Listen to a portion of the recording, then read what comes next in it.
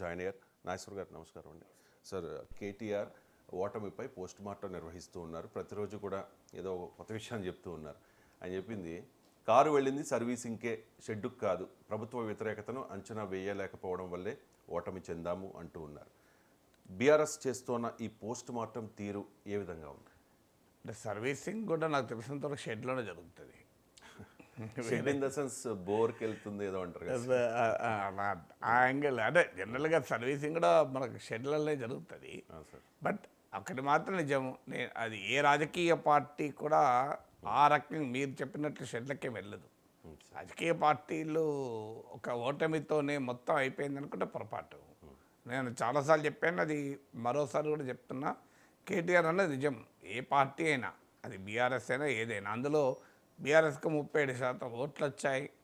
రాజకీయంగా బలంగా ఉన్న పార్టీ కొన్ని తప్పులు చేసింది. ఆ తప్పుల్ని పోస్ట్ మార్టంలో నెమరు వేసుకుంటున్నారు. అంటే ప్రతిరోజు ఎందుకు వస్తుంది వార్తల్లో అంటే, వారు 5వ తారీఖు 3వ తారీఖు నుంచి అనుకుంటాను ఈ లోక్సభ నియోజకవర్గాల వారి సమీక్ష జరుగుతుంది. సో నిన్న భువనగిరి సమీక్ష జరిగింది. ఆ సమీక్ష సందర్భంగా మాట్లాడుతున్నది ప్రతిరోజు పత్రికల్లో వస్తుంది. లేకపోతే రోజు ఎందుకు పోస్ట్ మార్టం చేస్తారు? పోస్ట్ మార్టం చేసిన దాన్ని ప్రతిరోజు సమావేశాల్లో చెప్పే వరకు వార్తలు వస్తున్నాయి. సో పోస్ట్ మార్టంలో చెప్తున్నది నిజం. వాస్తవానికి నేను ఎలక్షన్స్కు ముందు చెప్పాను, తర్వాత కూడా చెప్పాను. ఎలక్షన్ల ముందు తెలంగాణలో గాలి ఎటు వీస్తోంది అని ఓ వీడియో చేశాను. మీరు అది కొన్ని లక్షల మంది చూశారు, చూడొచ్చు కూడా. అందులో పలానా పార్టీ గెలుస్తుంది, పలానా పార్టీ ఓడుతుంది అని చెప్పలేదు, చెప్పకూడదు కనుక. కానీ అందులో ఏ పార్టీలకు ఉండే ప్లస్లు ఏంటి, మైనస్లు ఏంటి, బీఆర్ఎస్కు ఉన్న అడ్వాంటేజెస్ ఏంటి, డిసడ్వాంటేజెస్ ఏంటి, కాంగ్రెస్కు ఉన్న ఏంటి అన్నీ చెప్పాను. సో అది ఇప్పుడు ఈ మధ్య ఆంధ్రప్రదేశ్లో గాలి ఎటు వీస్తోందని కూడా కొన్ని రోజుల క్రితం పెట్టాను. ఇప్పటికీ 8.5 లక్షల మంది చూశారు. అది ఇప్పుడు రాజకీయ పార్టీలు చూడవు, ఎలక్షన్ అయినాక చూస్తారు. అప్పటికి ఏం లాభం?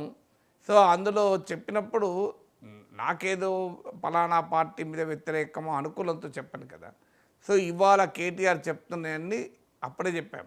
తర్వాత ఎలక్షన్ అయినాక కాంగ్రెస్కి 66 సీట్లు వస్తాయి అని ప్రిడిక్షన్ చేస్తూ ఒక 21 నిమిషాలు మాట్లాడాను. అందులో కూడా ఇవాళ కేటీఆర్ చెప్తున్నాయన్నీ చెప్పాను. సో అందువల్ల సమస్య ఏంటంటే, కేటీఆర్ ఏమో రిజల్ట్ వచ్చి అధికారం పోయాక, ఓడిపోయాక చెప్తున్నాడు. మాలాంటి వాళ్ళం అధికారంలో ఉండగానే అయ్యా ఇవి సరి చేసుకోండి, ఈ తప్పులు జరుగుతున్నాయని చెప్తాం. అది ఏ పార్టీకైనా. కానీ రాజకీయ పార్టీలు అంటే అధికారంలో ఉన్నప్పుడు అవి గుర్తించరు. అధికారం పోయాక తత్వం బోధపడుతుంది, వేదాంతం అర్థమవుతుంది. కానీ ఏ లాభం దాంతో? బతుకున్నంత అధికారంలో ఉన్నంత కాలం మనం ఏమీ చేయకుండా, ఆత్మవిమర్శలు చేసుకోకుండా, ఇవన్నీ ఏమీ గ్రీక్ అండ్ లాటిన్ కాదు, ఇవేమీ రాకెట్ సైన్స్ కాదు కదా. ఇప్పుడు కేటీఆర్ చెప్తున్నాడు, ఏమంటున్నాడు? ప్రజల్లో ఉండే వ్యతిరేకతను గుర్తించలేకపోయాం. ఎందుకు గుర్తించలేకపోయారు? కొన్ని నెల రోజుల కన్నా ముందే వచ్చిన సర్వేలో కూడా టీఆర్ఎస్ దెబ్బతింటోందని వచ్చింది కదా, మీరెందుకు గుర్తించలేకపోయారు? సో మాలాంటి వాళ్ళకు కూడా అవగాహన వచ్చింది కదా, అయ్యా దెబ్బతింటున్నారు. ఇంకో యూత్లో మీకు తీవ్రమైన వ్యతిరేకత పెరుగుతుంది, వయస్సు తగ్గుతున్న కొద్దీ మీ పట్ల వ్యతిరేకత పెరుగుతుంది, ఎమ్మెల్యేల పట్ల తీవ్ర వ్యతిరేకత పెరుగుతుంది, మీ వ్యవహార సరళిని ప్రజలు అంగీకరించడం లేదు, ఉద్యోగాలు ఇచ్చామని మీరు చెప్పినా జనం నమ్మడం లేదు, దళిత బంధు పైన వ్యతిరేకత ఉంది, రైతు బంధులో పెద్ద రైతులకు ఇవ్వడం తప్పని రైతులు అంటున్నారు. ఇవన్నీ చెప్పాము. ఇప్పుడు కేటీఆర్ అవన్నీ కేటీఆర్ చెప్తున్నాడు, మీరు గమనించారు పత్రికల్లో. దళిత బంధు గురించి ప్రస్తావించాడు, రైతు బంధులో లోపాలు ప్రస్తావించారు. అన్నిటికన్నా మించి ఎమ్మెల్యేల చుట్టూ పార్టీ తిరగకూడదు, పార్టీ చుట్టూ ఎమ్మెల్యేలు తిరగాలి అనే ఒక ఆర్గనైజేషనల్ ప్రిన్సిపల్ ఇప్పుడు చెప్పారు.